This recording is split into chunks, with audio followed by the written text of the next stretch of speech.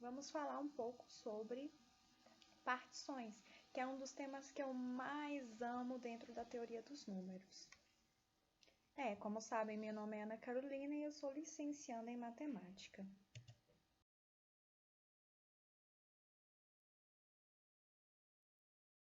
De começar a falar do tema em si, eu vou falar das minhas influências e do porquê eu gosto tanto desse assunto.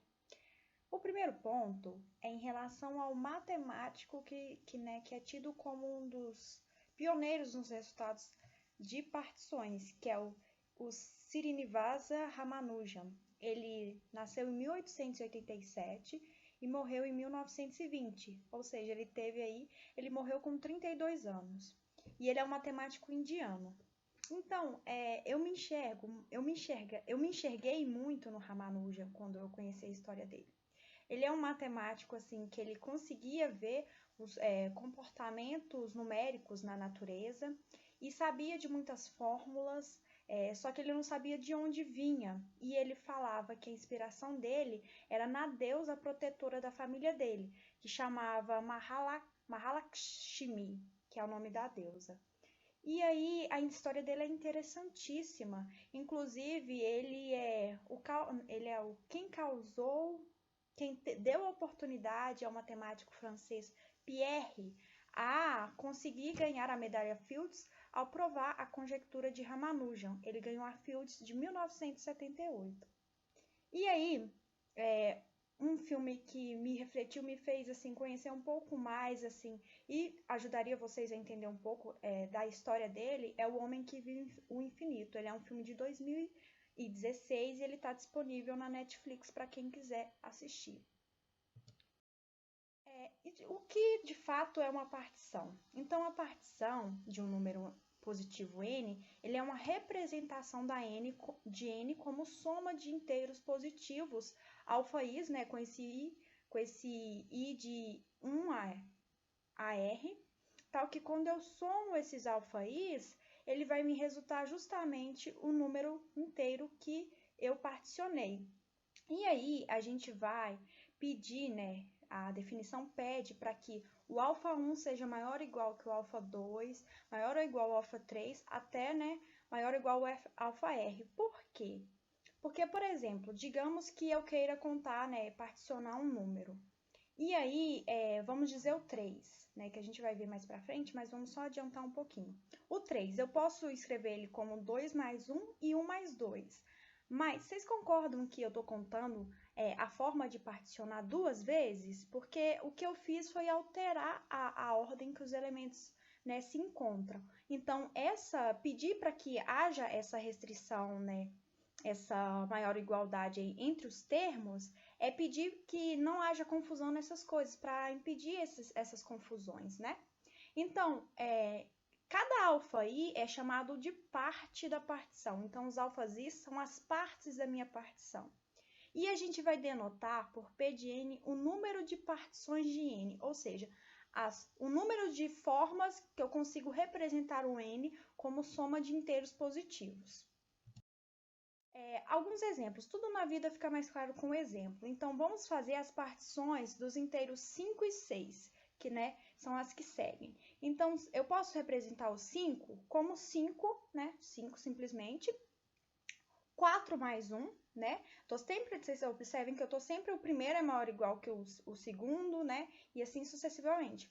E a outra partição vai ser 3 mais 2, a outra 3 mais 1 mais 1, a outra 2 mais 2 mais 1, a outra 2 mais 1 mais 1 mais 1, e a última sendo uma unidade, que é o mínimo, o máximo maximiza o número de partes, E aí, no caso do 6, eu tenho 6, o 5 mais 1, o 4 mais 2, o 4 mais 1 mais 1, o 3 mais 3, o 3 mais 2 mais 1, o 3 mais 1 mais 1 mais 1, o 2 mais 2 mais 2, o 2 mais 2 mais 1 mais 1, o 2 mais 1 mais 1 mais 1 mais 1 e o mais 1 mais 1 mais 1 mais 1, 6 vezes, que é um máximo de partes.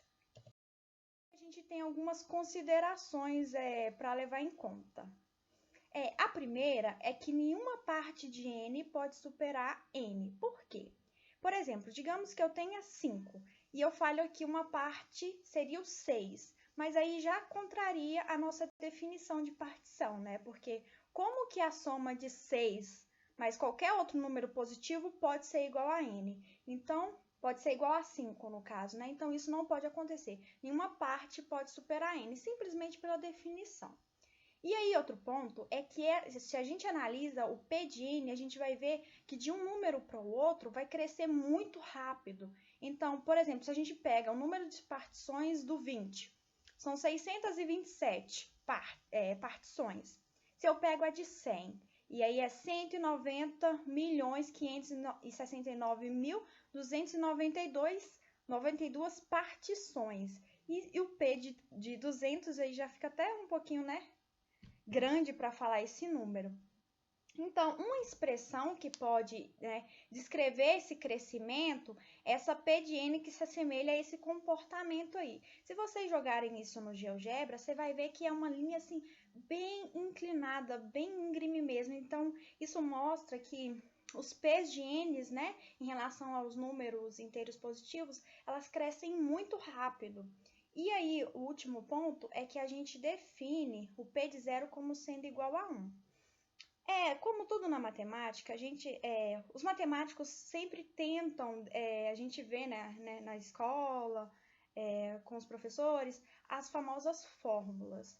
E o Ramanujan, né, auxiliado pelo Hardy, que foi o orientador dele quando ele foi passar um período lá na Universidade de Cambridge, antes dele morrer, eles tentaram, né? Ele estava super empenhado em tentar achar a fórmula para deduzir, né? Para explicitar exatamente quantas partes tem um número inteiro positivo n. Só que, né, com o passar dos anos, conseguiu-se provar que haveria apenas uma aproximação para esse número, né? Então, a gente não tem exatamente quantas partes serão, né? Quantas partições serão. A gente tem uma aproximação que envolve uma fórmula com conceitos muito difíceis e que, assim, a fórmula ela se assemelha bastante com o que o Ramanujan e o Hardy, eles publicaram um artigo na época. Então, a gente vê o quão, né, inteligente, assim, e misterioso é o Ramanujan, porque ele tinha um jeito muito peculiar. Se vocês assistirem o filme, vocês vão ficar familiarizados com a forma particular do Ramanujan de enxergar os números aí na natureza. E a gente vai falar agora sobre alguns tipos específicos de partições. Então, a gente vai denotar o P de K de n como sendo as partições que tem o K como a maior parte, ou seja, ele é aquele maior I, né? Aquele alfa I, ele é o alfa 1 lá na definição que a gente deu. Então, claramente, se a gente soma todas, né? Se a gente pega o P de 1 de n, com P de 2 de n, com P de 3 de n, até o último, se a gente soma todas essas partições, a soma vai ser justamente o número de partições, né? Porque eu só estou separando essas partições em grupo. E aí, outra partição que a gente vai denotar especial é a K de Q de N. Então, ela vai ser as partições que contêm exatamente K partes. Então, vamos dar um exemplo desses dois tipos de partições. Então, vamos estudar as partições do 6. O 6, o P de K de 6, o de 1, quando K é igual a 1, é 1, né? Porque a gente sabe que é só uma partição. Aí o 2 vão ser 3 P de K de 6. Então, P de 3 de 6. O P de 4 de 6 vai ser exatamente duas partições. O P de 5 de 6 vai ser uma e o P de 6 de 6 vai ser uma. Aí, se a gente olha para o K de 1 de 6, vai ser exatamente uma. O K de 2 de 6 vai ser 3 partições, o K de 3 de 6 vão ser 3 partições, o Q de 4 de 6 vão ser 2 partições, e o Q de 5 de 6 vai ser uma partição, e o Q de 6 de 6 vai ser uma partição. Aí, outra coisa que a gente vai falar é que a gente pode representar graficamente essas partições. Então, como que a gente vai fazer? A gente vai simplesmente pegar a forma de eu escrever a minha partição e vou desenhar pontos, né, no plano, colocando em ordem decrescente as partes. Eu vou desenhar, né, vou colocar os pontos como os números como representados por pontos. Então, por exemplo, isso em ordem decrescente, como a gente já havia estipulado lá na definição. Então, se a gente pega a partição de 8, então vai ser a específica 4 mais 3 mais 1. Então, a gente vai desenhar 4 bolinhas, depois mais 3 bolinhas e depois, por último, uma bolinha. Então, esse vai ser o gráfico dessa partição do número inteiro positivo 8. E aí, a gente tem uma aplicação que a gente pode fazer nesse gráfico dessa partição. Então, se a gente fizer o seguinte, a gente tem uma representação gráfica, né? Se a gente troca a linha com a coluna, o que a gente está fazendo é a conjugação dessa partição. Então, quando eu aplico esse processo, então eu vou ter a conjugada da partição que eu estou analisando. Então, por exemplo, se eu tenho a partição 4 mais 1 mais 1 de 6, então, se eu transformo linha em coluna, né? Essa conjugação vai me levar no quê? Na partição 3 mais 1 mais 1 mais 1. Então, essa é a minha conjugada da partição 4 mais 1 mais 1, que é a 3 mais 1 mais 1. E aí, a gente tem um tipo especial de partição.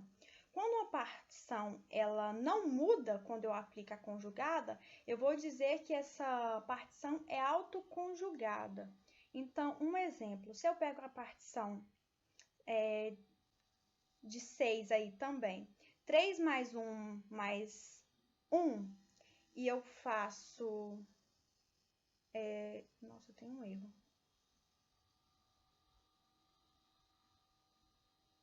Sim, tem um errinho aí, gente. Se a gente faz se a gente muda, né, essa primeira, aí a gente vai cair justamente na mesma, não vai mudar a minha conjugada, né?